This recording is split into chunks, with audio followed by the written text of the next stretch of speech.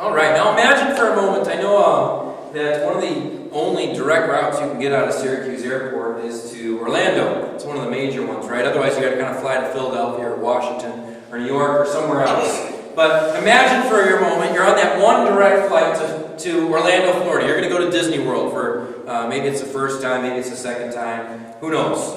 But you're going to go to Disney World. You get about halfway there, and suddenly your pilot becomes very ill. Lorraine can tell you all about troubles with flying, can't you? And so maybe she hasn't come across this one yet, and hopefully you don't. But in this moment, your pilot becomes very, very ill. Enough so that he cannot fly. So, are you going to call the stewardess over? And are you going to ask them to fly the plane? Maybe you're going to ask a lawyer. Are there any lawyers here? Because they're smart, right? Any lawyers here that can fly the plane? Or maybe there's a doctor. Doctors are very smart, right? They save lives every day. Are there any doctors here? They can fly. Well, Sarah's going to be a doctor, so we're going to let her fly the plane, right? Okay. They're obviously educated and intelligent, so surely they can fly the plane. Who would you expect to take over the controls of the plane? If the pilot got sick on the way to Florida, who would you expect to take over the controls? The co-pilot. Well, obviously, right? That's the only person I'm going to be comfortable with taking the controls of that plane. Right? The co-pilot should take over the controls of the plane and fly the rest of the way to Orlando. That is his job, after all, right? That's why there's more than one pilot in a plane. It's what he's been trained to do. It's the whole reason there is a pilot, a co-pilot. He is there to take control of the plane if the need ever arises. Now, pausing for a moment, you want to make sure we wish everyone a happy Father's Day, right? Fathers are of a great value to every family. There may be no such thing as a perfect father, but studies have shown that even an imperfect father is better than no father at all. Okay, we can show that very, very, very, very clearly. The impact that just having a father present in the home makes upon the children. So today, we say Happy Father's Day. Today we celebrate their impact and influence in our lives. Now on Mother's Day, we talked about what a mother's greatest fear might be, right? Do you remember what we said that was? Or rather, I can't say what we said that was because it's not the same for every person, right? But for the most part, I think we can say as a general rule, we said it was for their children, didn't we? Right? We talked about that. We said that the only way for a mother to have peace in their relationships with their children was for a mother to give over their child to God and allow Him to guide and teach them. To hand over their fears and worries and concerns as well to God and allow God to work in that moment. Well, today on Father's Day, we're going to have a similar discussion in regards to what is a father's greatest fear. So any guesses? What do you think a father's greatest fear could be? It could be for their children, right? I think it manifests itself in a different way, though, doesn't it? Mothers worry about their child. Okay, should they really be riding around the block all by themselves on a bicycle? Should they really be, doing a handstand on top of the monkey bars? Right? But I think the father's fear for their children and their family shows up in a slightly different manner. There was a study done recently where they asked a group of fathers that question: what is their greatest fear? Do you know what the answer was? It had to do with their children, but it was not, I fear for my children. Did you say it? Unable to provide. Unable to provide. You can see where that deals with their family, right? But it kind of comes up in a different way. The answer that was given most was they wouldn't be able to provide for their family. That is, as a general rule, right? That's not for everybody, but as a general rule, that is the father's greatest fear. I think that we could argue this and say that there may be something greater, but for now we're going to stick with that one. The fear of fulfilling the role of provider. I think oftentimes our image of our roles as husbands and wives often fills that of pilots and co-pilots, right? In some manner or another. If that's the case, then that means that the father is the provider. As provider, is always expected to be in control, right? He must keep his family safe and provide for their well-being, making sure the ride between Syracuse and Orlando is smooth and without incident, right? Sometimes we might even be willing to say, well, God's the pilot and I'm the co-pilot.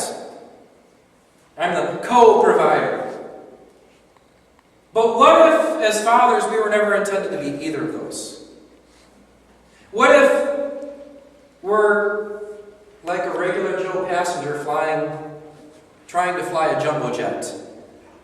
What if we're the doctor on that plane trying to take over as the co-pilot because the pilot's sick? I think that deep down most fathers would acknowledge this in the sense of not feeling they were prepared for what lay in front of them.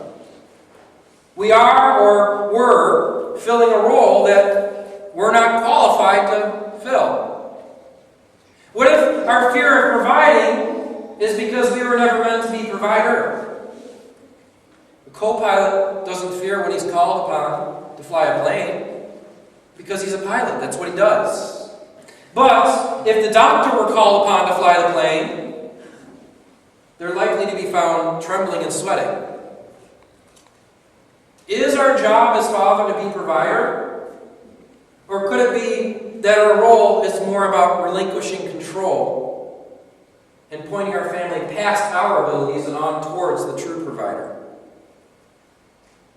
I believe that our fear of ability to provide has more to do with our fear of not being in control. Fear of the unknown. Fear of a lack of barriers and protection. Let's face it, men like to be in control, don't we? I like to be in control. If you're afraid to admit it, I'll say it. I like to be in control. Okay, and I don't think I'm the only one. And it's not just men. It is ladies as well, but it's generally appears more in men than it does in women. But that doesn't mean it appears in women. We all know controlling women, don't we? Oh, yeah. Yes. It's frightening to not be in charge. Not necessarily because we want authority, but because the idea of our fate, the well-being, our well-being, or the well-being of our families being in someone else's hands, it scares us to death. Why do you think the Jewish Christians, they panicked so much when the law was removed? And there was in their eyes no boundaries. Rules are about control. And they suddenly lost control. It's about a checklist so that I might know that I'm passing. I think that we'd all find it quite comforting if we could just open up a book and go through the motions and check and be like, done that, done that, done that, okay, I'm good. Okay? Or if our families, for us fathers, right? Okay, we did that, we did that, we did that, okay, our children's happy, we're good. We're good parents now. Wouldn't it be so much easier if we could just do that with our kids? Lift the hood like a car and make sure everything's running properly? Alright, I changed the oil this month, we're good to go. Don't have to worry about her for another 3,000 miles. Leave nothing to question. Now I can sit back and I can have peace because everything is in working order. I don't have to buy new diapers. Right? Diapers were so predictable that I knew that on the 27th of each month I had to buy a package, right? Because she only went through 8 diapers a day and never any more, never any less. But life is not something that can be controlled. And to try to attempt to take control or take on the role of the sole provider is a practice in futility. How many of us are pilots in here today? None of us, right? Put your hand down. I think oftentimes as fathers and men, we put ourselves up to this standard and we try to fly a plane that we're, number one, not able to fly, and number two, never meant to fly.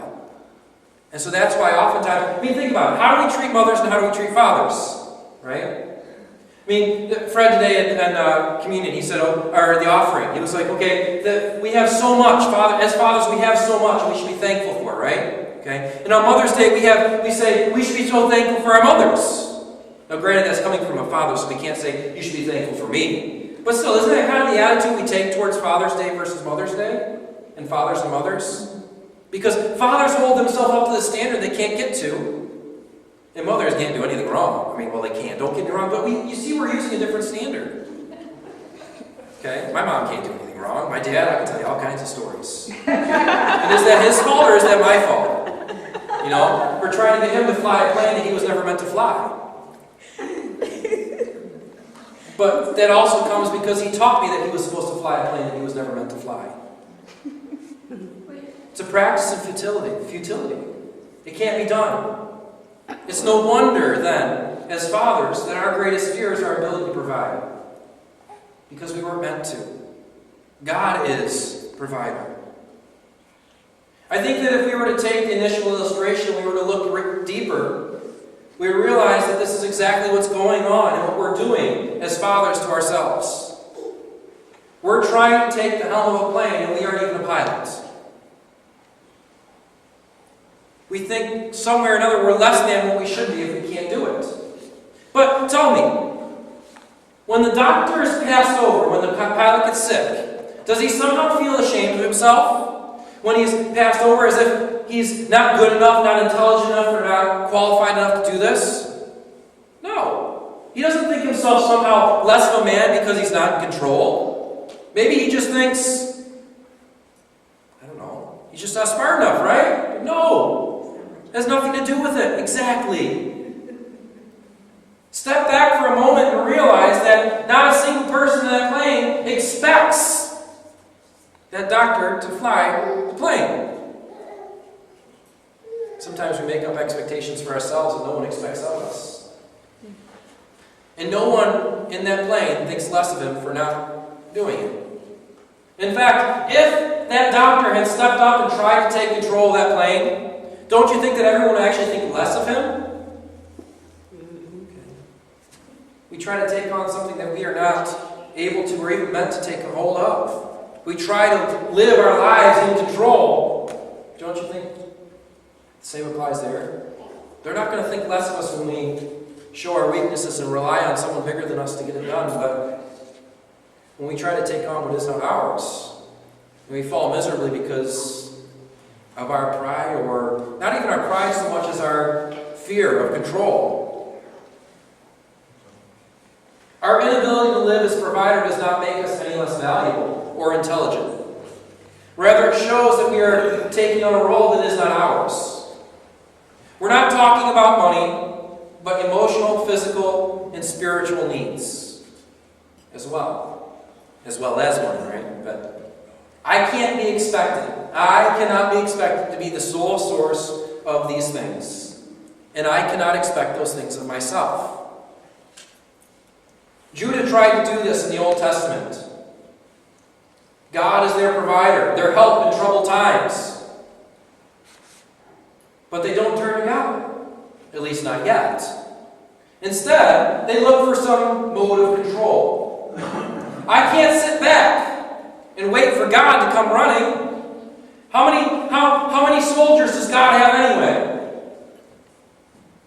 I need to make alliances with neighboring nations, gather horses and men, so I might be able to defend myself. Be in control. Listen to what Isaiah has to say about that, though, in Isaiah chapter 31. Isaiah 31, the first 5 verses. Woe to those who go down to Egypt for help and rely on horses, who trust in chariots because they are many, and in horsemen because they are very strong, but do not look to the Holy One of Israel or consult the Lord. And yet he is wise and brings disaster. He does not call back his words, but will arise against the house of the evildoers and against the helpers of those who work iniquity.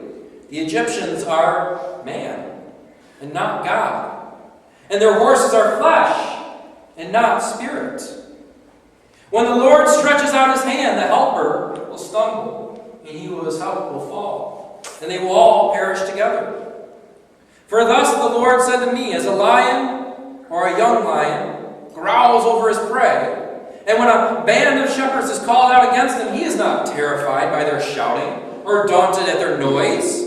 So the Lord of hosts will come down to fight on Mount Zion and on its hill. Like birds hovering, so the Lord of hosts will protect Jerusalem. He will protect and deliver it. He will spare and rescue it. It's like they're playing rock, paper, scissors. Has anyone here ever won every single match in rock, paper, scissors? Who here has never lost playing rock, paper, scissors? It's not possible, right? Rock, paper, scissors. Game of chance. No one can win every time. When we try to take control of something that we don't have the ability to control, we're playing a game of chance. We win some, we lose some. And so we are left in fear of those ones that we're going to lose. But what does Isaiah have to say about this? He says, your so-called helper, Egypt, cannot stand before the presence of God. When the Lord stretches out his hand, the helper will stumble, and he who is helped will fall. Our control cannot stand in the midst of God. Why wouldn't I choose the sure thing?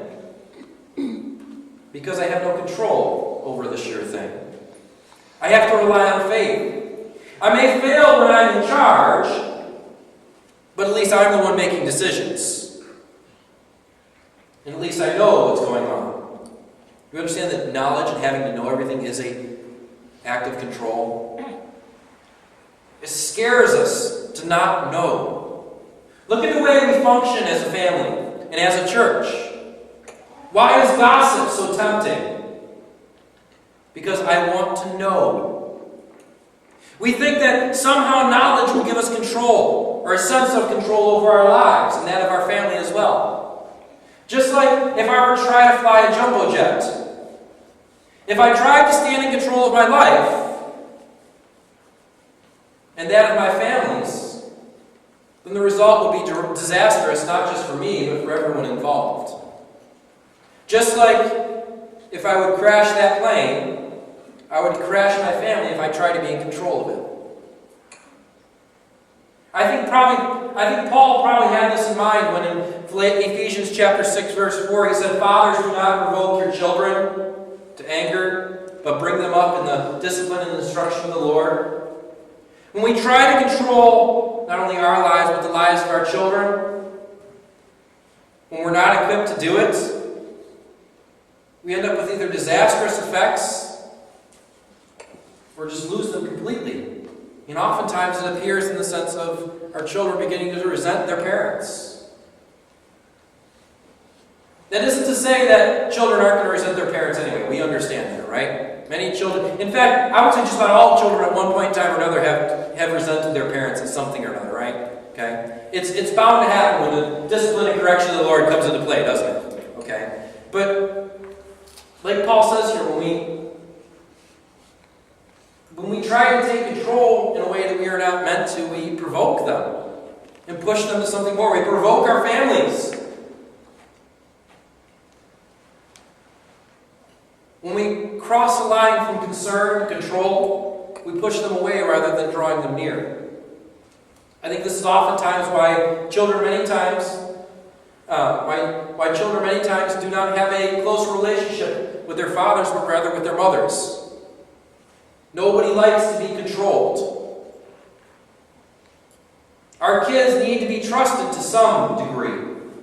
But more importantly, our God needs to be trusted. Our provider needs to be allowed to provide. We need to know the difference between acting as a good parent and trying to fly a plane when we aren't pilots. Our fears push us by saying, "What happens if I lose control?" When the better question was, did I ever have control in the first place? As we wrap up today, I want to encourage fathers and everyone else not to be afraid of letting go. You don't need to be in control today or tomorrow or at any other point in your life. In fact, it's probably to your own detriment to be in control. God is in control. God is provider. And you are not. I am not.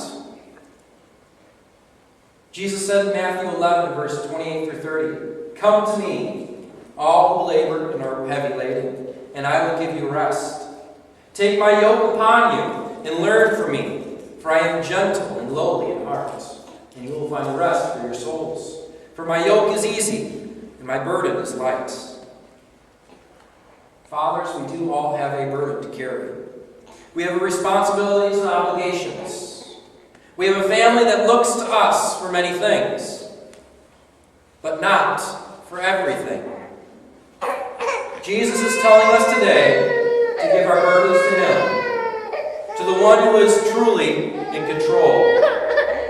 He will give you a yoke, a role, a responsibility, but it is not to be the sole provider of every need your family will ever have. Today on Father's Day, take rest, do nothing, right?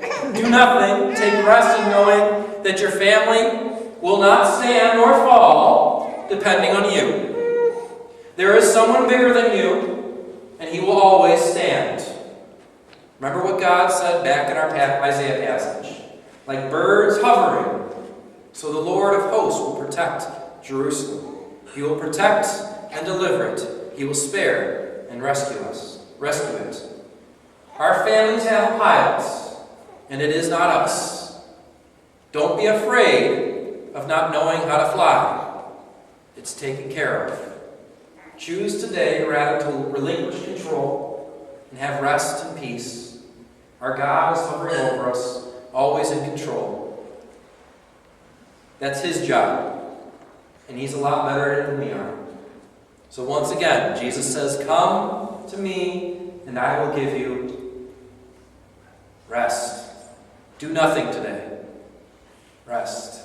Yes, you just heard it from the pulpit. I just told you to do nothing today. Let's pray. Dear Lord, we thank you for this.